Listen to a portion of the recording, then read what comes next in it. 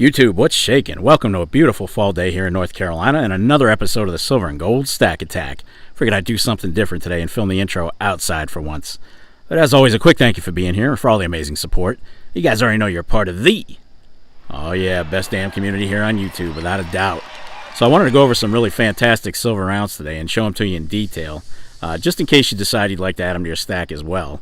And if you haven't already guessed, these are from the Legendary Warriors series. And even though they're available from quite a few different bullion dealers, they're actually the brainchild of Pinehurst Coins here in North Carolina. My Silver Journey and I were recently given the opportunity to interview founder and owner of Pinehurst, Vince Wade, and we met several of the staff, to include Bella Ventola, who is the marketing specialist for Pinehurst.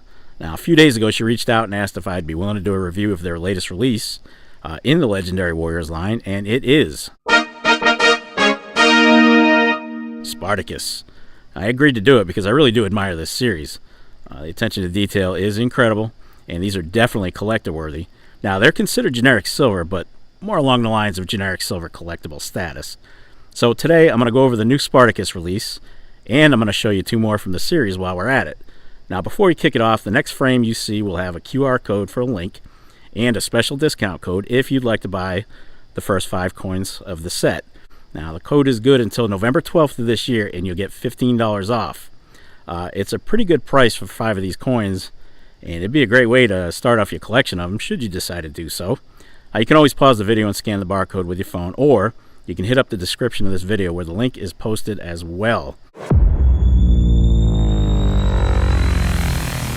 And on a side note, I'm not making any kickback for the sales on the link, so before anybody brings it up, I'm just reviewing some really amazing silver and giving you a chance to see the stuff up close to help you decide if the series is right for you.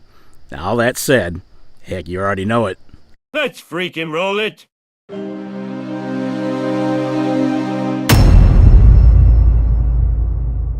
So, really quickly, let's go through the specs for this series. Now, the standard silver versions are 3/9 fine. They're minted by Silvertown, and according to the Pinehurst Coins website, they were designed by Yuri Tikhanovsky of TNS Coin. Now, there aren't any mintage numbers available, but these shouldn't be considered limited or rare. Now, as I mentioned earlier, this line is being sold by quite a few bullion dealers, but they are, and always will be, a Pinehurst Coins creation. They had a vision, and it was brought to life as art on silver rounds. Now, there is another version of these coins if you feel like digging a little deeper. They also come in 2-ounce rounds, and those are antiqued, gilded with gold highlights, and created by S&GSA on a very cool custom slab. And on top of all that, they're limited to only 500 per coin mintage, so these are far from plentiful, for sure. And they look a little something like this. Yep, those are incredibly nice. But fair warning, with nice things come nice premiums. They'll set you back a bit if you're serious about getting into them. Now, my Silver Journey and I have seen these in person, and they are nothing short of incredible. From the slab to the coin, just really well done. Anyway, let's get into reviewing our 3 coins, and bear in mind that I'm keeping each man's history very short. Just know that each one of these leaders could have had hours of video dedicated to them.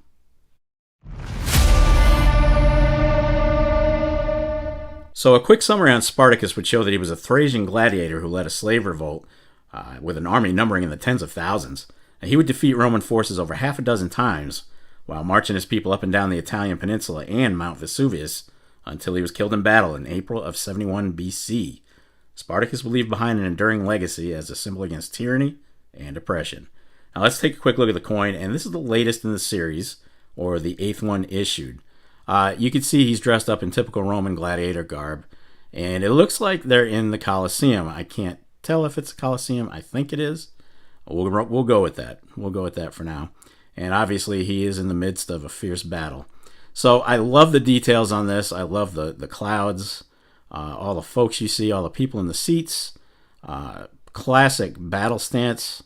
And this one is incredible. They did a fantastic job on this design. I really like this one, and I am happy to have it added to the stack. Alright, moving on to Geronimo, who was born in 1829 and died in 1909.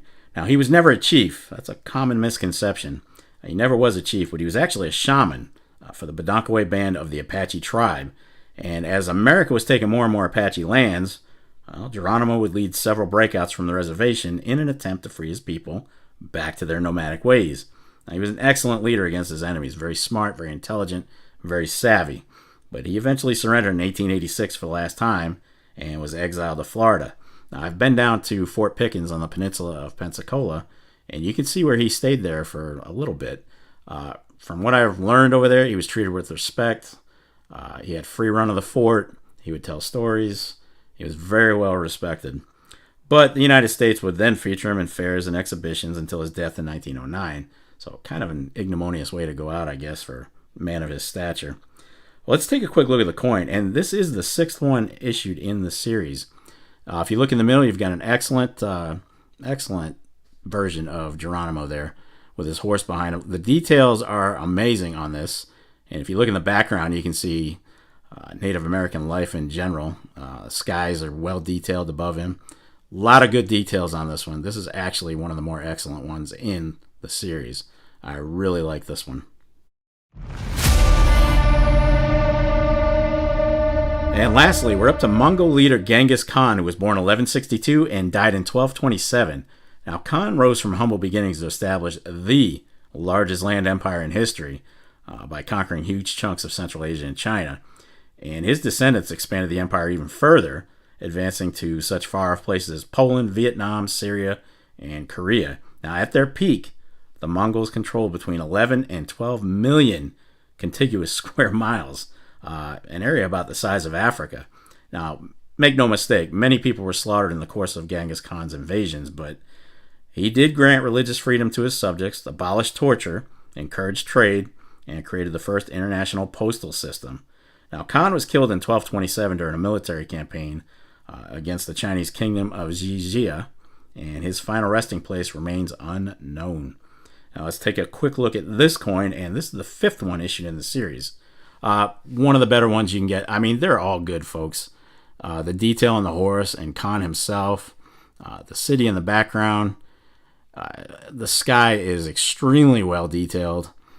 This is a beautiful coin. This is absolutely a beautiful coin.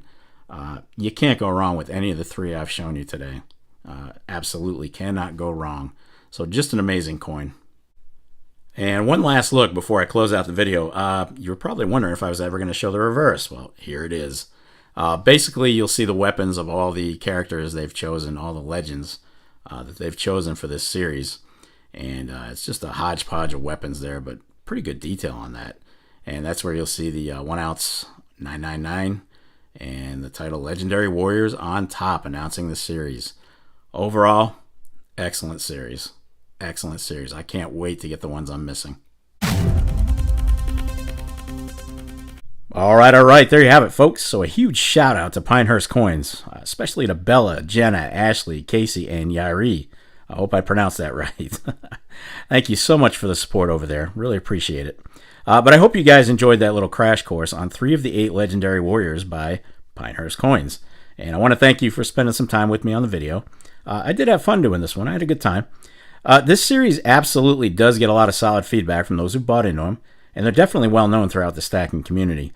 I plan on getting the ones I'm missing, the rest of the series, and if you guys want me to, I can upload another video once I do have them in hand.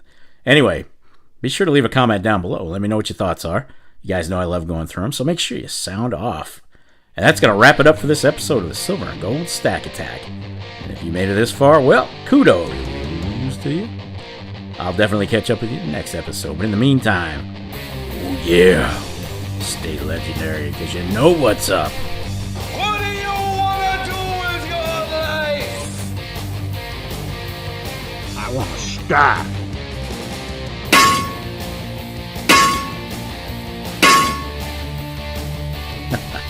Damn right. Get stacked. Stay safe and be well, everyone. I am out of here. Peace, folks.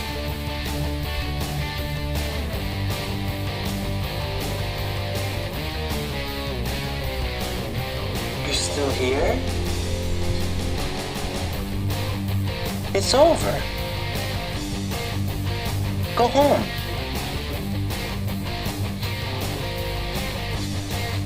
Go.